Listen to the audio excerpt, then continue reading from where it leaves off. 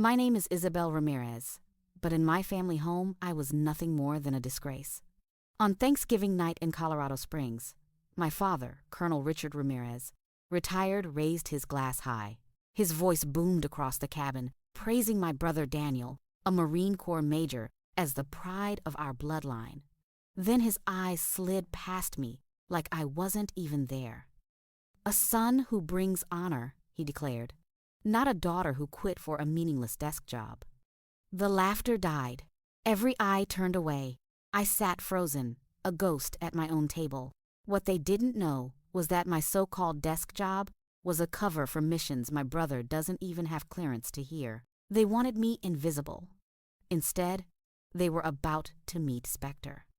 To understand why those words cut deeper than shrapnel, you need to know the house I grew up in. Our family home in Colorado Springs looked warm from the outside, flags neatly folded in glass cases, metals polished and framed, but inside, love was rationed like rations in the field. My father, Colonel Richard Ramirez, carried himself like every day was inspection. For him, discipline was love. And Daniel, my younger brother, was the golden recruit who never failed inspection. From the time we were kids, he was the heir to the Ramirez legacy. Every touchdown Daniel scored, every uniform he put on, earned parades at our dinner table. For me, things were different. When I brought home straight A's, my father barely glanced up from his boots. When I placed first at track meets, he called it luck. Success wasn't cause for celebration, it was a requirement. One memory never leaves me. I was 10, and my shadow, a German shepherd named Major, was waiting for me every afternoon when I came home from school. He was my confidant, the one who never cared if I was fast enough or tough enough. One day, I came home to an empty yard. My father didn't even look up from his study when he said, "Flat and cold." I gave him to another family. He was too soft. That night, I cried into a pillow until I couldn't breathe. But a lesson had been stamped into me harder than any academy drill. In my father's world, affection was conditional. Love was something you earned, and if you weren't strong enough, you were discarded. It was then I decided I would never be discarded. If he refused to see me, the army would. I carried that vow like a rucksack, heavier than any issued gear. At 18, while most kids my age were worried about prom dates or college roommates, I was standing on the parade ground at West Point, the Hudson River glinting in the morning Sunday. I had clawed my way into that institution with nothing but sheer will, and I was determined to prove that discipline was my birthright, even if affection was not. The academy broke many, but it built me. I thrived on the sleepless nights, the brutal drills, the endless inspections. Pain felt familiar, almost comforting. I excelled in physical readiness, aced my classes, and graduated near the top of my cohort. The day of my commissioning, the camera flash froze, a perfect moment, me in my gray uniform, beaming with pride. My father stood beside me, his hand resting stiffly on my shoulder like a drill instructor, not a dad. His only words were, "Don't disappoint me." No hug. No, I'm proud of you. Just a heavier burden strapped to my back.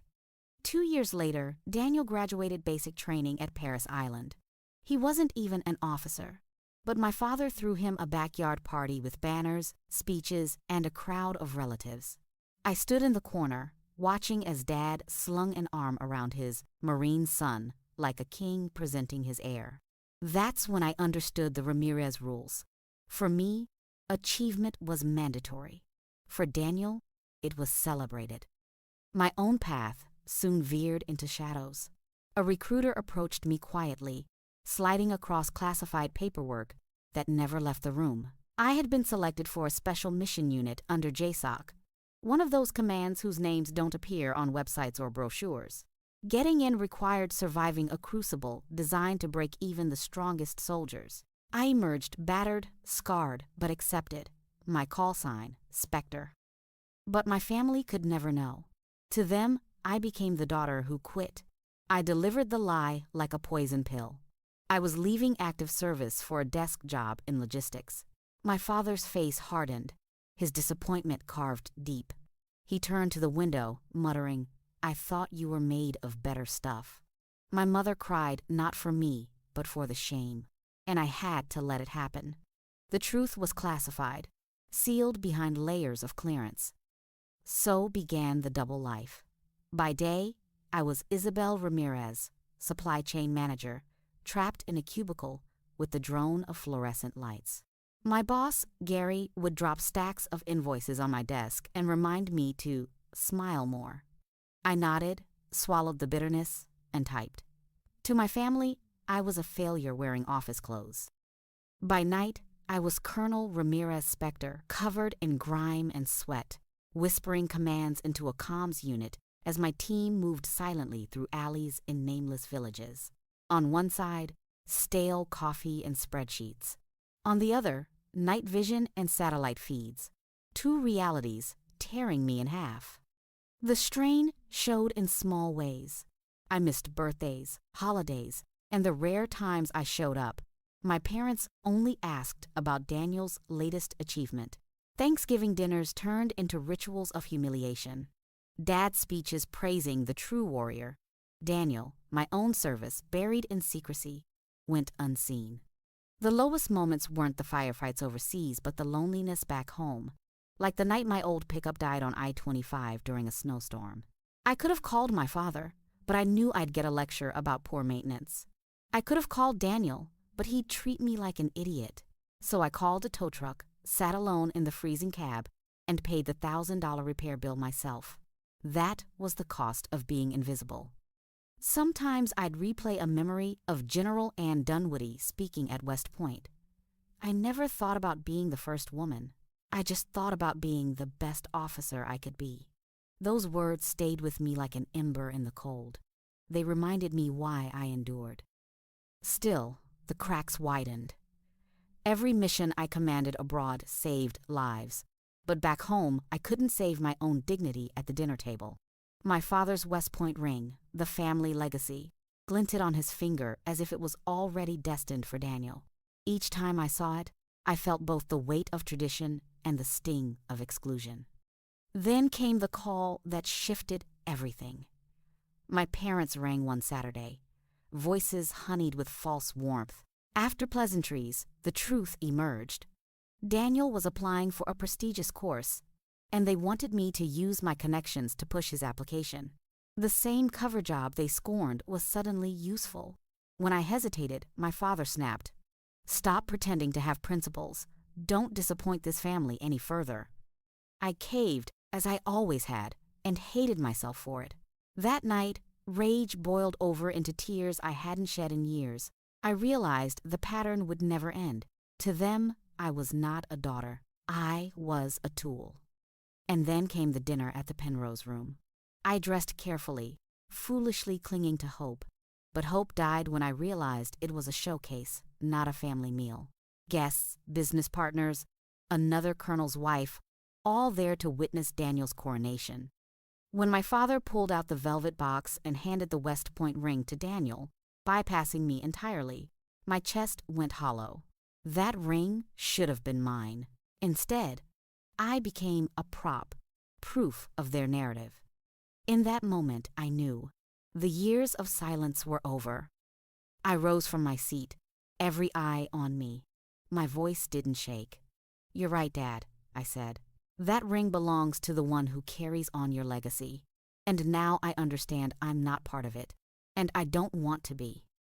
I placed my napkin neatly on the table, turned, and walked away. The night air outside the Penrose room cut like ice. I walked past glittering chandeliers and polished cars, but I felt nothing except the pounding of my own heartbeat. Inside, my family toasted Daniel with champagne. Outside, I finally buried the desperate daughter who had lived for their approval. I drove with no destination, headlights slicing through the mountain roads above Colorado Springs. I pulled over at an overlook, the city lights twinkling below like a constellation I would never belong to. For the first time, rage cooled into clarity. This wasn't about revenge, it was about truth. And truth, if wielded properly, could be a weapon. I pulled a government-issue notebook from my glove compartment. the same kind I used to plan operations overseas. In the dim glow of the dashboard, I began to write. Objective: liberation. Enemy: the lie. Assets: classified. Risks: exposure, alienation, career, end state, truth revealed. It was clinical, methodical, just another mission. And every mission begins with allies. I knew who I had to call. My former commanding officer, the man who had recruited me into JSOC, the one who had given me the name Spectre, General Jonathan Blake. He wasn't just any four-star. He was the chairman of the Joint Chiefs of Staff, the highest uniformed officer in the United States military. He had seen me in combat, trusted me with lives, and knew exactly who I was. At 0200, I sat at my desk, powering up a hardened laptop. Not my civilian computer, the secure one, linked to networks my family could never imagine. My hand trembled as I hovered over the call button. This was the point of no return. Pressing it would detonate the life I had built in silence. I thought of Brené Brown's words I'd once scribbled on a sticky note. Vulnerability is having the courage to show up and be seen when you can't control the outcome. I pressed the button. The screen flickered, then steadied. A man's face appeared, hard lines carved by decades of service, silver stars glinting faintly in the background. "Spectre," he said, his voice deep, steady. "It's been a while." "Sir," I replied, my voice even. "I need your help." I didn't give him classified details. I didn't have to. I told him the personal truth. Years of erasure, the ring handed to my brother, the silence that had become unbearable. He listened without interruption, eyes steady, a commander evaluating a soldier's report. Finally, he nodded. "You've carried enough alone. Tell me what you need." The relief nearly buckled me. "I need them to know, General. Not the operations, not the targets, just who I am. That I was never what they said, that I served." His answer was crisp, decisive. "Then we'll make it official." The next day, I called my parents. I kept my tone professional, almost detached. "We need to meet. It's about my professional future." That phrasing guaranteed they'd come half curious, half eager to hear me beg for their approval again. After hanging up, I opened the notebook again. Operation Truth. Phase 1, the setting. I chose their own living room, the same place where my father had delivered countless lectures about honor. Phase 2, the reinforcement. General Blake would arrive in full Class A uniform, ribbons spanning his chest, the 4 silver stars undeniable. His presence alone would dismantle every lie. Phase 3, the strike. He would call me by my true rank. He would confirm my service, not in detail, but in the broad strokes that only a commander could deliver. That single word colonel, spoken by a 4-star, would hit harder than any evidence I could present. Phase 4, silence. After the truth landed, I wouldn't gloat, wouldn't scream. I would let the silence do the work. Silence was my most powerful weapon. As the day approached, doubt gnawed at me. What if this cost me everything? What if my family twisted even this into another performance? What if General Blake's appearance violated some invisible line? But then I remembered every humiliation, every dismissal. My father turning away at my commissioning. My mother crying for the shame of a daughter who quit. My brother basking in celebrations I never had. And I knew the greater risk was doing nothing. I spent the night before the meeting at Tom and Pat Gallagher's home. They didn't ask questions. Pat handed me a warm cup of tea. Tom simply said, "Whatever battle you're walking into, kiddo, remember, don't fight for their respect. Fight for your own peace." The next morning, I stood in front of a mirror, my dress blues immaculate, medals aligned perfectly. I studied my reflection not as the forgotten daughter, but as the officer I had always been. My father had erased me at his table. Tomorrow, the truth would redraw me in indelible ink. Operation Truth was ready. The Ramirez living room had always felt like a courtroom, my father presiding in his armchair like a judge handing out sentences. That night was no different. He sat ramrod straight, ring glinting under the lamp, Daniel at his side in marine dress blues, my mother perched nervously on the sofa. When I walked in, silence fell. My own uniform drew their eyes instantly. My navy dress blues, rows of ribbons, polished insignia gleaming. My father's jaw tightened. "So you've decided to play soldier again?" he sneered. "A little show for your brother's benefit?" I didn't answer. I simply took my place by the fireplace, the same spot where I'd once been scolded as a child. A knock at the door cut through the tension. My father frowned but barked, "Daniel, see who it is." When Daniel opened the door, he froze. Then, stiffly, he snapped to attention. General Jonathan Blake stepped inside, the 4 silver stars on his shoulders shining like cold fire. His Class A uniform was immaculate, ribbons stretching across his chest in a spectrum of campaigns and commands. Even my father, Colonel Ramirez, retired, lurched to his feet instinctively, old habits of deference too ingrained to suppress. "General," my father stammered, "what brings you?" Blake's voice cut him off, calm but commanding. "I'm here at the request of Colonel Isabel Ramirez." The words detonated like artillery. My mother gasped. Daniel's eyes widened. My father's face drained of color. "Colonel," he whispered. Blake's gaze didn't waver. "Yes, Colonel Ramirez. Known to some of us as Spectre, I had the honor of recruiting her into a special mission unit under JSOC. I trusted her with missions that shaped the security of this nation. She has led men and women into danger, saved lives, and carried burdens you can't begin to imagine." My mother's hand flew to her mouth. Daniel sank into a chair as though the weight of his uniform had doubled. My father's voice cracked.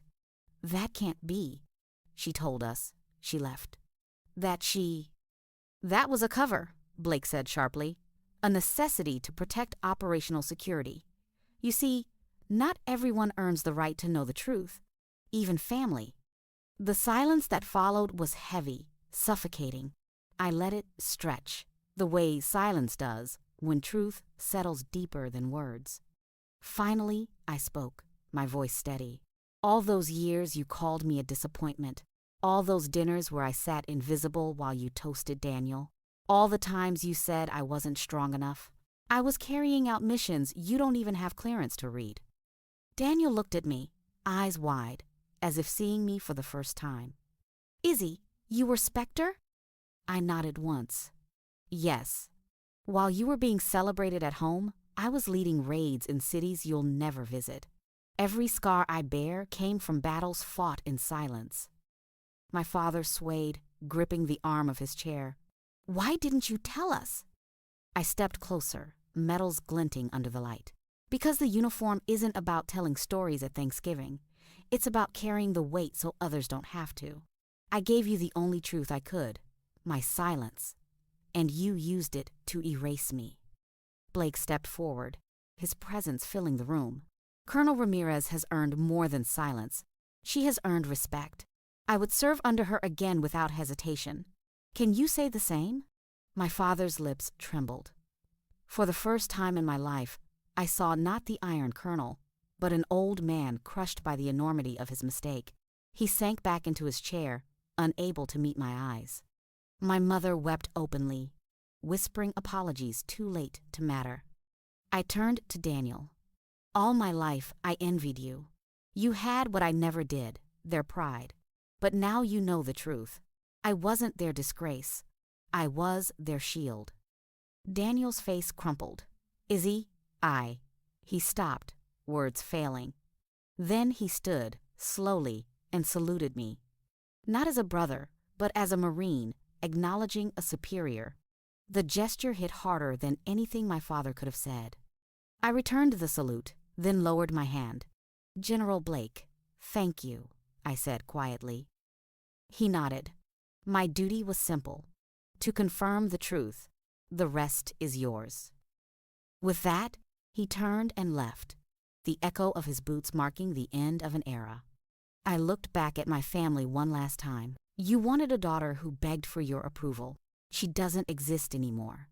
What stands before you is an officer, a soldier, a survivor. Whether you claim me or not no longer matters. The silence that followed was complete. My father's head bowed. My mother sobbed. Daniel's salute still lingered in the air. I walked out of the Ramirez house with my spine straight, medals gleaming. For the first time, I felt taller than the shadows that had haunted me since childhood. Operation Truth had been executed, and its victory was absolute. The days after Operation Truth felt strangely quiet. For years, silence had been a prison. Now it was freedom. My father stopped calling. My mother sent letters she couldn't finish. And Daniel began visiting in uniform. Not as the golden son, but as a brother learning to listen. I no longer needed their recognition, but I accepted his. It was the first time I'd seen his eyes hold something other than rivalry. Respect was a bridge we built slowly, one brick at a time. The deeper healing came elsewhere. Tom and Pat Gallagher, my chosen family, welcomed me like no explanations were necessary. Their kitchen table became my safe house, their laughter the antidote to years of silence. Pat would nudge me to eat more. Tom would tell stories of his Marine days, and together we stitched a kind of family my blood never gave me. 7 years later, I stood in a different kind of room, the Pentagon Auditorium, filled with uniforms from every branch, flags draped across the stage, cameras flashing. My chest felt heavy with the weight of every scar, every mission, every night spent in shadows. When the Secretary of Defense pinned the second star on my shoulder, the announcement echoed, "Ladies and gentlemen, Major General Isabel Ramirez." The applause rolled like thunder. I caught my reflection in the polished floor and barely recognized the woman staring back, no longer invisible, no longer erased. In the front row, General Blake, retired, now watched with quiet pride. As he shook my hand, he leaned close and said, "The world knows you now, Spectre, and it always should have." And there, among officers and allies, I saw them. My father, standing slowly, clapping with trembling hands. My mother, wiping tears she no longer hid. Daniel smiling wide, his salute sharp, proud. The fracture hadn't disappeared, but something stronger had taken root. I didn't need their approval anymore. But that day, I let their applause wash over me not as validation, but as closure. When I walked off the stage, Tom and Pat were waiting. Pat hugged me so tight I could barely breathe. Tom winked and said, "Guess we'll need a bigger coffee mug. World's best general has a nice ring." We laughed, and for once, the sound didn't feel borrowed. It felt like home. I tell you this not to boast, but to remind you, family is not defined by blood. Family is defined by presence, by who shows up, who stands beside you in the fire, who claps when you rise. Maybe you've been called a disgrace. Maybe your victories were ignored, your pain unseen. Maybe you've been erased at your own table. If you have, hear me now. You are not alone. Stand tall in your silence. Wear your scars like medals. Build the family that chooses you, and honor yourself even when others refuse. Because the truth is this: some inherit rings, but others inherit purpose, and purpose is the greater legacy. If you're still here with me, it means this story was meant for you. Subscribe, share your own story in the comments, and remember, blood may turn its back, but honor will always stand tall.